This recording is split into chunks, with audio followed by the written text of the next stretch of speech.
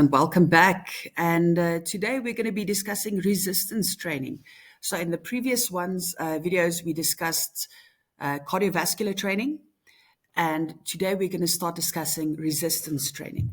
Now, what resistance training is, it's literally as the word says, it is exercise where we need to overcome some or other form of resistance.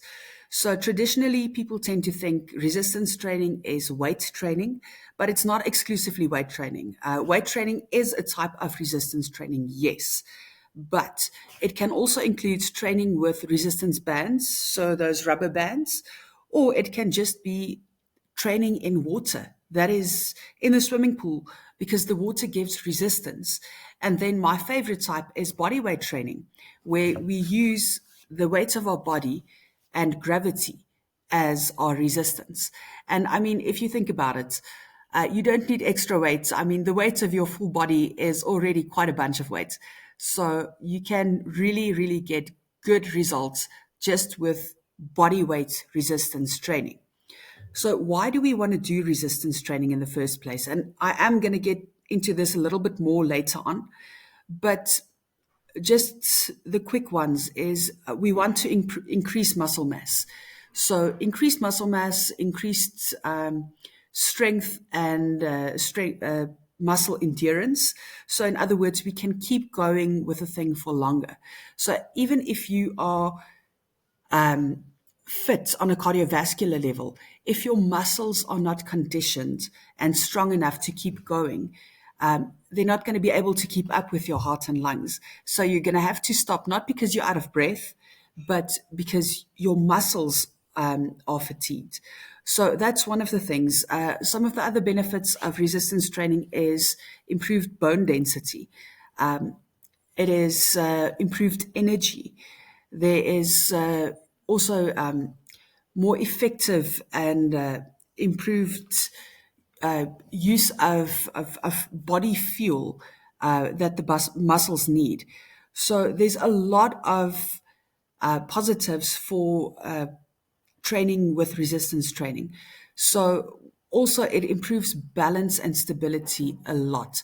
And I want to say that is almost the main reason why we should do this, because if we are strong, we will have better balance and stability, which means as we age and we maintain that strength, our risk for falling and for injuries will be greatly decreased.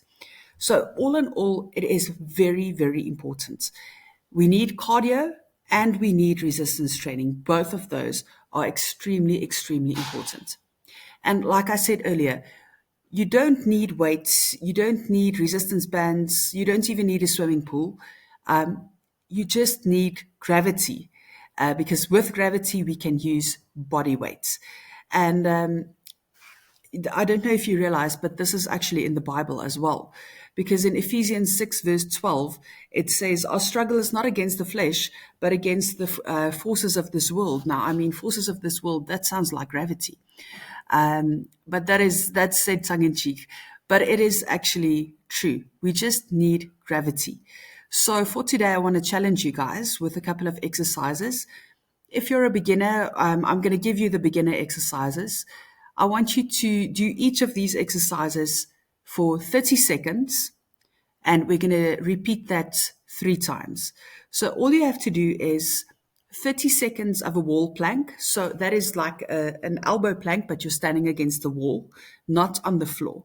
So when you're doing this, I want you to really contract the tummy muscles, keep your bum flat, and you're going to feel your tummy muscles activate.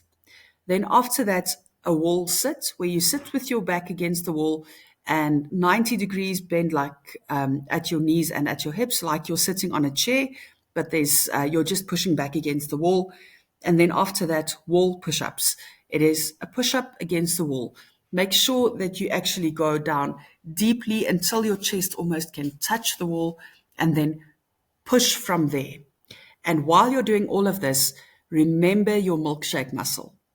Right, so I want you to add this on in the days that if you are doing the 5 week, the 6 week 5K training with me, I want you guys to do this on the rest days. You can add it after your jog, you went for a jog as well.